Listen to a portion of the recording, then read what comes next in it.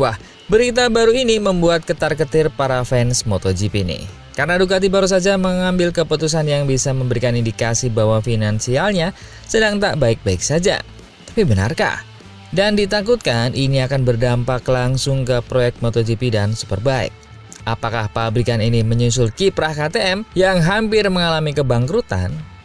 Dan juga ada BSC yang sepertinya memberikan isyarat bahwa motor Aprilia-nya kini bahkan lebih baik dari versi terakhir yang selalu bisa mengimbangi Marc Marquez dan mengalahkan GP24. Dan dengan senyumannya, apakah ini pertanda siap acak-acak barisan kontingen Ducati? Dan juga ada Lorenzo yang katanya bakal membuat Vinales kembali mengerikan seperti versi di Suzuki. Nah, seperti apa lengkapnya? Kita bahas.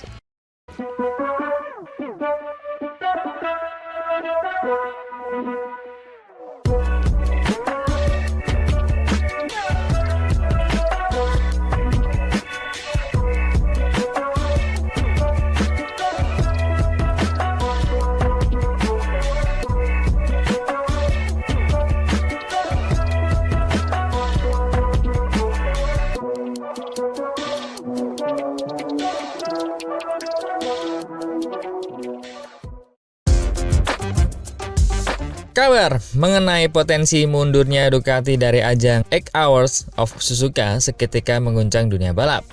Bukan hanya karena nilai historisnya, tapi karena bayang-bayang kesulitan finansial yang menyertainya. Di tengah dominasi Ducati di MotoGP dan performa solid mereka di Superbike, rumor ini menimbulkan pertanyaan besar. Apakah badai finansial ini juga akan merembet ke proyek MotoGP mereka? 3 tahun lalu, langkah Ducati untuk terjun ke dunia balap ketahanan lewat kerjasama dengan Yukio Kagayama dianggap sebagai bukti kekuatan finansial dan teknis pabrikan asal Bolonia itu.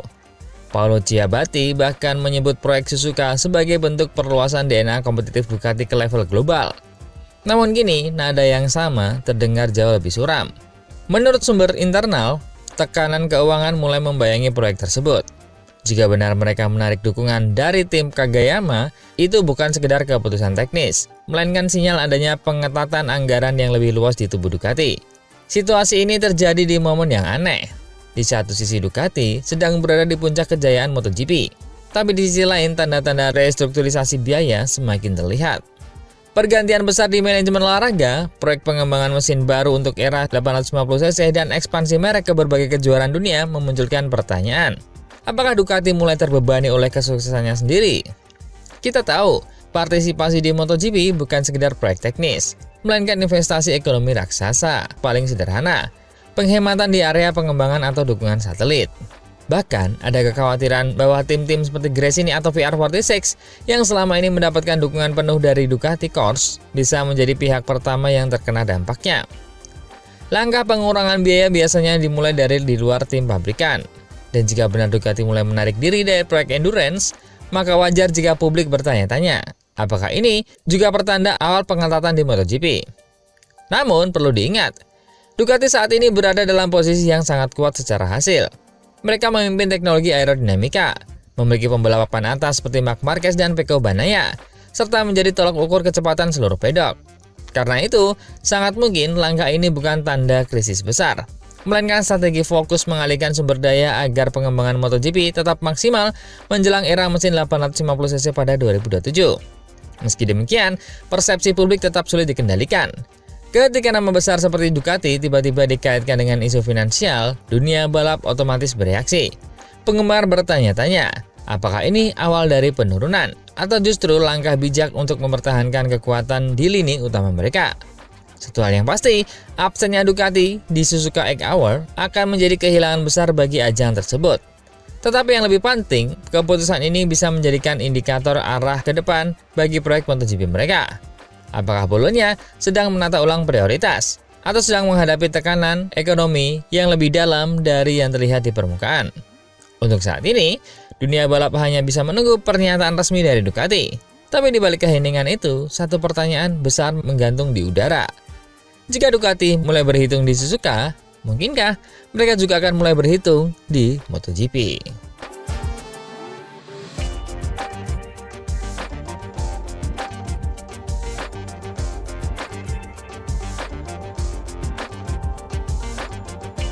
Berita kedua, peran baru Jorge Lorenzo di pedok MotoGP tampaknya bukan sekedar reuni dua generasi pembalap Spanyol, melainkan awal dari kebangkitan Maverick Vinales yang sesungguhnya. Kebangkitan yang bisa membuatnya seperti kembali ke masa keemasannya di Suzuki.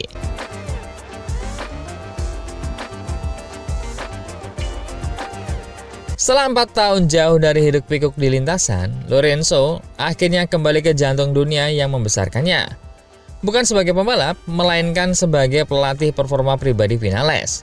Sebuah kolaborasi yang awalnya dianggap tak mungkin, kini justru menjadi salah satu duet paling menarik di musim 2026.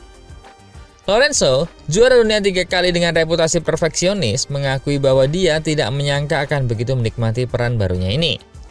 Dia menghabiskan 7 hingga 9 jam per hari bersama Vinales, mengatur pola latihan, mendorong batas fisik, dan yang penting, membangun kembali mentalitas juara yang selama bertahun-tahun terasa memudar. Saya sangat menikmatinya, kata Lorenzo. Saya pikir ini pekerjaan yang sempurna. Saya tidak perlu mempertaruhkan nyawa saat di lintasan, tapi saya tetap bisa berkompetisi lewat seseorang yang saya bimbing. Motivasi Vinales memang menjadi inti dari proyek ini. Setelah 11 musim naik turun di kelas utama, dengan hanya 10 kemenangan dan belum pernah benar-benar menantang gelar juara dunia, Vinales kini sadar waktu tidak lagi ada di pihaknya. Lorenzo melihat kesempatan itu sebagai titik balik. Maverick selalu pembalap berbakat luar biasa. Semua orang tahu saat dia masih kecil, dia pembunuh sejati. Dia benci kalah, ujarnya di Sepang. Tapi dalam 5 atau 6 tahun terakhir, dia kehilangan sebagian motivasi itu. Sekarang, setelah memiliki keluarga dan anak-anak, dia sadar 2 atau 3 tahun lagi ke depan mungkin kesempatan terakhirnya untuk membuktikan diri. Dan disinilah peran Lorenzo menjadi krusial. Dia datang bukan hanya sebagai mentor teknis, tapi sebagai cermin mentalitas lama Vinales di Suzuki. Masa di mana sang pembalap muda tampil liar, berani, tanpa kompromi. Masa ketika dia bukan hanya cepat, tapi juga haus akan kemenangan. Di bawah bimbingan Lorenzo, Vinales tampak diarahkan untuk kembali ke versi terbaik dirinya. Versi yang menyerang tanpa ragu, yang percaya diri, dan yang berani mengambil risiko di setiap tikungan. Keduanya memiliki sejarah panjang yang kompleks. Ironisnya, Vinales pernah direkrut untuk menggantikan Lorenzo di Yamaha pada 2017, dan hubungan mereka sempat dingin selama bertahun-tahun. Kini, di bawah payung KTM Tech3, keduanya justru bersatu, bukan dalam rivalitas tapi dalam proyek kebangkitan. Bagi Lorenzo, ini bukan hanya pekerjaan baru, melainkan membuktikan bahwa pengalamannya di puncak MotoGP dapat melahirkan kembali potensi pembalap yang pernah dianggap tersesat. Dan bagi Vinales, kehadiran Lorenzo bisa menjadi kesempatan langka untuk menghidupkan kembali api lamanya. Api yang dulu membuatnya menonjol di Suzuki sebelum sistem, tekanan, dan ekspektasi besar menumpuk di sisi liarnya. Kini, bersama Lorenzo, dia memiliki seseorang yang mengalami seperti apa rasanya berada di puncak, kehilangan arah, lalu berjuang kembali untuk menemukan makna kemenangan. Kontrak Vinales dengan KTM memang akan berakhir di akhir musim, tapi performa 2026 bisa menentukan segalanya. Jika kebersamaannya bersama Lorenzo benar-benar mengembalikannya pada mentalitas pembunuh seperti masa lalu di Suzuki, bukan tidak mungkin Vinales akan kembali menjadi ancaman serius di kelas utama. Bukan hanya untuk KTM, tapi juga bagi siapapun yang berdiri di grid start di sebelahnya.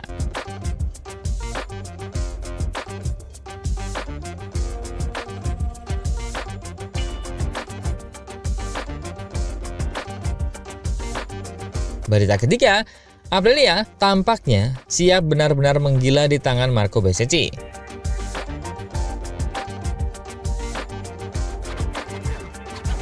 Aura optimisme terpancar jelas dari senyuman lebar sang pembalap ketika berbicara tentang proyek barunya bersama tim pabrikan asal Noale itu. Setelah musim 2025 yang disebut sebagai tahun pembelajaran yang luar biasa, kini Bezzecchi menatap 2026 dengan energi baru dan dengan motor yang sama sekali baru pula.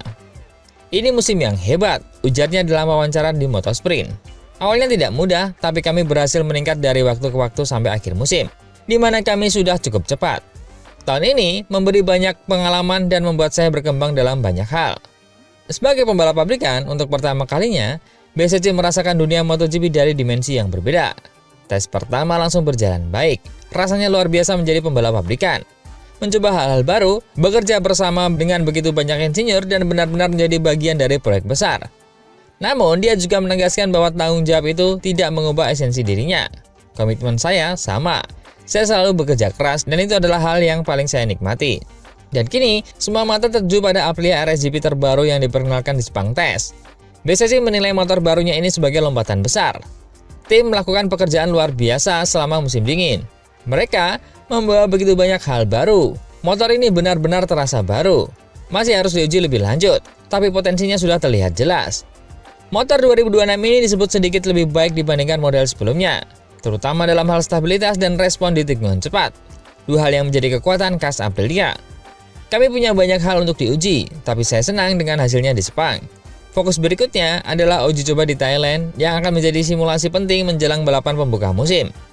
Namun yang paling menarik dari semua ini bukan hanya kemajuan teknis Aprilia, melainkan koneksi emosional antara BSC dan proyek RSGP, yang kini dia bawa dengan antusiasme seperti saat masih membalap untuk tim-tim kecil.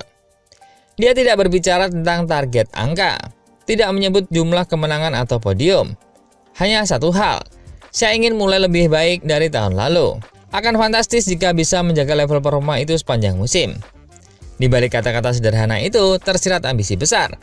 Aprilia kini punya pembalap yang lapar, tanpa tekanan, dan dengan semangat yang sama seperti ketika BSC pertama kali mengejutkan dunia bersama tim satelit Ducati. Filosofinya tetap sama, bekerja keras, menikmati setiap lap, dan bersenang-senang di atas motor. Sangat mudah dengan tim saya, katanya sambil tersenyum. Kami semua kompak, saya ingin bersenang-senang dan melaju secepat mungkin. Jika semangat itu terus terjaga, Aprilia bisa berubah menjadi kekuatan berbahaya di musim ini. RSGP 2026 terlihat agresif, berani dan lebih liar, seperti karakter pembalapnya. Dengan BSC di balik kemudi, Aprilia tampaknya siap bukan hanya untuk bersaing, tapi untuk menggila di lintasan.